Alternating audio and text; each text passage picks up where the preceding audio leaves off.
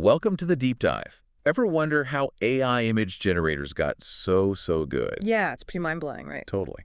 And today, we're going to unlock that secret by diving into ResNet. ResNet. You got it. It's the tech behind like a huge chunk of image recognition today. Okay, I'm intrigued. So where do we start? We're going all the way back to 2015 with this paper from Microsoft Research Asia. 2015. That feels like ancient history in the tech world. I know, right? But trust me, this paper was a bombshell. Think of it like they found a cheat code for training really deep neural networks. So back then, that was a big deal, wasn't it? Huge. The prevailing wisdom was deeper networks, more powerful in theory, but almost impossible to actually train. Right. Kind of like, why build a skyscraper if you can't get the foundation right? Exactly. And this is where ResNet comes in short for residual network, by the way. Residual network. Okay. Yeah. So how'd they crack the code? Okay, so imagine a neural network like a giant game of telephone with layers and layers of players. Each layer whispers info to the next, but by the time it gets to the end, the message is totally garbled. Makes sense. Like with too many whispers, the original message gets lost in translation. Right. And that's basically the vanishing gradient problem they were facing. Vanishing gradient. Ah, I've heard that term thrown around. What is it exactly? Basically, the signal that the network needs to adjust and learn, it gets weaker and weaker as it goes through all those layers. So the deeper the network, the weaker the signal. Exactly. It's like trying to adjust the volume on a radio from miles away with a super weak signal. Not going to happen. Uh-huh. Okay, I get it. So ResNet found a way to boost that signal. You could say that. They introduced these things called shortcut connections. Shortcut connection. Okay, now you're speaking my language. What are we talking here? Like shortcuts on your desktop? Kind of. Imagine like a highway overpass bypassing all the traffic below. These shortcuts let information skip over certain layers and go straight to the deeper parts of the network. Whoa, so instead of going through each and every layer. Exactly. It's like creating information superhighways. I love that analogy. Okay, that makes sense, but how does that actually help the network learn? I mean, isn't going through all those layers kind of the point? That's what everyone thought. But think about it like this. Imagine you're trying to learn a super complex recipe. Okay, I'm with you. So instead of memorizing every single ingredient and step from scratch, ResNet is like, hey, you already know how to make a basic sauce, right? Right. Let's just tweak that. It lets the network focus on learning the difference from something it already knows rather than relearning everything from zero. Huh, so like learning to make a gourmet meal by just focusing on the fancy finishing touches, not reinventing the wheel each time. Exactly. These shortcuts make learning way more efficient. And get this seemingly tiny tweak allowed them to train networks with over 100 layers. 100 layers. Wow. I mean, how many layers were people working with back then? Some of the top performing networks had like 19, maybe 20 layers. Wow. So ResNet was like, hold my beer. Right. And with those deeper networks, they were suddenly getting crazy good accuracy on image recognition tasks. Like what kind of tasks are we talking? Identifying different dog breeds, types of flowers, all sorts of stuff. It was a huge leap forward for AI. No kidding. They must cleaned up at all the AI competitions. Oh, absolutely. They basically blew everyone out of the water at ImageNet 2015. ImageNet. The Olympics of computer vision. Okay, so we're talking a really big deal. Huge. And the crazy part is this paper that basically sparked a revolution. It almost didn't even have a conclusion. Wait, seriously, what happened there? Well, when you're busy changing the world, who has time to wrap things up neatly? All right.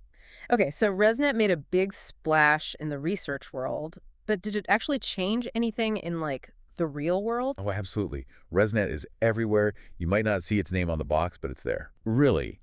Give me an example. Where can we see ResNet in action? Think about self-driving cars. Oh, right. Those things that are always like, coming soon. Well, they're getting closer all the time, and ResNet is a big part of why. Those cars rely heavily on computer vision to understand their surroundings, right? Identifying pedestrians, other cars, traffic lights, all that, and in real time. ResNet is a game changer for that. So no mistaking a fire hydrant for a pedestrian, hopefully. Exactly. ResNet and its variations are making the object detection algorithms used in those vehicles way more accurate and way more efficient, which means they're safer. That's reassuring. Okay, that's cool, but what about something a little closer to home? How about your home security system? My security system, okay. Ever notice how grainy those security camera images can be? You mean like on those crime shows where they always yell, "Enhance!" and magically the image is crystal clear? Haha. Precisely. ResNet can actually help with that. It's being used to develop super resolution algorithms that can take a blurry image and actually upscale it, enhance the details. Whoa, so it's like giving those security cameras a brand new pair of glasses so they can see clearly, even in tough conditions. That's wild. Okay, I'm sold, but are there any other areas where ResNet is making a difference? Tons. But one of the biggest is in medicine. Medicine, really? Yeah, ResNet's being used to make diagnoses from medical images more accurate. You mean like x-rays and stuff? Yeah, X-rays, CT scans, MRIs, the works. Wow, so we're talking about potentially life-saving technology here. Exactly. Imagine a doctor trying to spot a tiny tumor in a scan. ResNet-powered algorithms can analyze those images with incredible accuracy, often even better than humans, which could mean earlier diagnosis, earlier treatment. It's a game changer. That's really incredible. So this one concept, this idea of adding shortcut connections, is having this huge ripple effect across all these different fields. That really shows you the power of research, doesn't it? Totally. And it reminds us that sometimes the simplest ideas can be the most groundbreaking, you know? Definitely. Like, it's easy to think you need some super complicated solution for a big problem, but sometimes it's the most elegant idea that wins. Absolutely. It's all about looking at things in a new way. It's kind of mind-blowing, right? Yeah. ResNet went from this clever tweak to a cornerstone of AI in what feels like the blink of an eye. It really does make you think, doesn't it? And remember, this paper that basically flipped the script on deep learning almost didn't even have a conclusion. Too busy changing the world to worry about wrapping things up neatly, right? Something like that. So, for our listeners out there, what would you say are the big takeaways about ResNet? What should they really remember from this deep dive? Well, I think the biggest thing has got to be the importance of, challenging assumptions. Everyone thought deep networks were a dead end, too hard to train effectively, but ResNet proved them wrong. Opened up a whole new world of possibilities. Right, like finding a secret passage in a maze that everyone have given up on, and suddenly, boom, there's a whole new section to explore. That's a great way to put it. And the other key thing here is the power of simple, elegant solutions. ResNet didn't overcomplicate things. It took a complex problem and solved it with this simple yet really profound idea, the shortcut connection. It's at those moments where you hear a solution and you just think, man, why didn't I think of that? It seems so obvious in hindsight. Exactly. And what's amazing is that ResNet is still so influential today. New research is still building on its principles, still pushing the boundaries of what we can do with AI. It's almost like ResNet itself provided a shortcut. Yeah. Speeding up the pace of innovation in deep learning. I like that.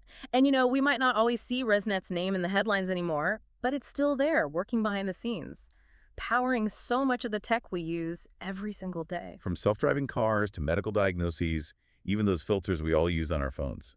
ResNet's impact is undeniable. It really is remarkable. Well, as we wrap up this deep dive, I think it's kind of exciting to think about, what other elegant solutions are out there, just waiting for someone to connect the dots.